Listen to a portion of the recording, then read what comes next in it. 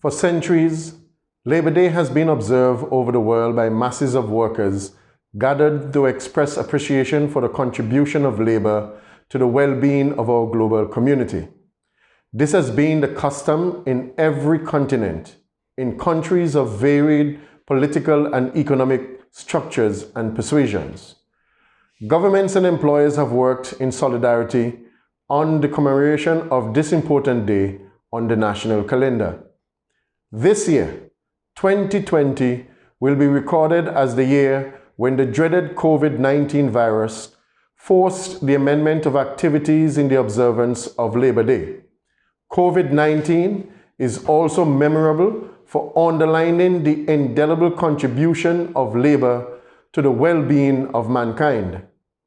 No words are sufficient to celebrate the vital work at the front line in the health services, in security, in pharmaceutical, and all those areas where the focus is on reducing the suffering from the afflicted and limiting the contagion. The Antigua and Barbuda Workers Union celebrates the many workers whose jobs are impacted by this virus, to include the hotel workers, airline workers, airport workers, the service workers, and those in the distribution and retail sectors. The labor movement joins with the government and employers to pledge in doing whatever is possible to limit and eradicate the threat from this dreaded disease. We follow the advice of the international health experts who advise that it will take some time before a vaccine will become available to eradicate this disease. The movement joins in projecting the advice that we should respect the campaign of social distancing, wearing a face mask, and maintaining the hygiene regimen that has been promoted internationally, and also staying at your yard. COVID-19 has underlined the fragility of our Caribbean island economies, characterized generally by inconsistent and low levels of growth, high indebtedness, and open and vulnerable economies. It has reinforced our call to the international architecture of global governance that it should recognize the blessings and curses of globalization. There is no doubt that an outbreak in Wuhan, China, which has now reached all continents in a matter of months, has done so through the forces of globalization. In particular, we cite the globalization of travel, and particularly travel in relation to tourism. It stands to reason that the response to the epidemic must have a widely articulated global response.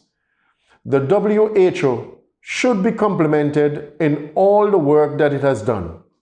Those countries which have reached out to assist others, in particular Cuba and Venezuela, which are also working hard to find a medical solution to the problem, deserve the full commendation of the labor movement and everyone. We must express the dread recognition, however, that while COVID-19 is an existential threat to human society, its knock and effect on our economic sustainability is a matter of grave concern. For years, through the agency of our regional integration movement, CARICOM, and working in conjunction with the Small Island Developing States, SIDS, and with the full support of the regional trade union umbrella, the Caribbean Congress of Labor, CCL, which I once had the honor to lead, we have been asking for special regimes to help poor countries like ours in circumstances in which we find ourselves currently, where per capita in income is not a sufficient and adequate measurement as currently constituted to offset the level of vulnerability of our countries. The labor movement in Antigua and Barbuda joins hands with the government and people of Antigua and Barbuda and calls on the international financial agencies to move to debt forgiveness as a policy to counteract the economic ravages which has befallen our island home, our region, and wider afield. Dear brothers and sisters in our labor movement, this May Day is certainly the most memorable one in our lives, from the oldest to the youngest among us. We do not wish another for the rest of our lifetimes. It is against this backdrop that the Antigua and Barbuda Workers Union wished to use the opportunity of the moment to present some responses to the current crisis. Firstly and foremost, we are calling on the government for the articulation of an agreement on measures to ease the squeeze and cushion the impact of the citizenry across the board in the wake of the pandemic, the COVID-19 virus. Secondly, but equally important, for us to begin in earnest the dialogue and planning in a meaningful, assertive, and committed way to arrive at a national development plan for Antigua and Barbuda going forward, and in which a broad cross-section of stakeholders would have played a pivotal role in its articulation. Thirdly, it is the strong view of the Antigua and Barbuda Workers Union that, coming out of the government's Economic Recovery Committee and its current work, that a permanent national institutional mechanism be established to review the socio-economic situation in the country on an ongoing, proactive basis.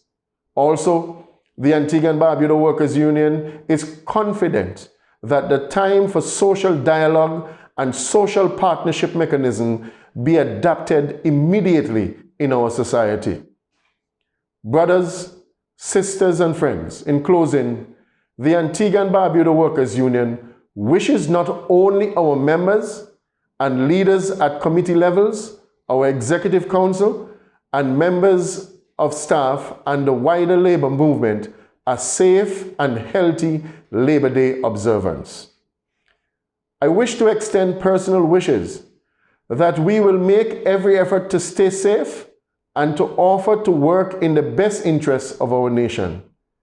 As a Christian nation, we must use this day, this May Day, to pray for our workers, our businesses, our government, our opposition, and our wider country.